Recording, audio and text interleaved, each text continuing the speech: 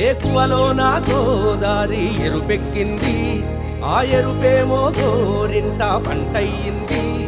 ఏకువలో నా గోదారి ఎరుపెక్కింది, ఆ ఎరుపేమో గోరింట పంటయ్యింది. పండిన చేతికెన్నో సిగ్గులొచ్చి ఆహా సిగ్గంత చీర కట్టింది. చీర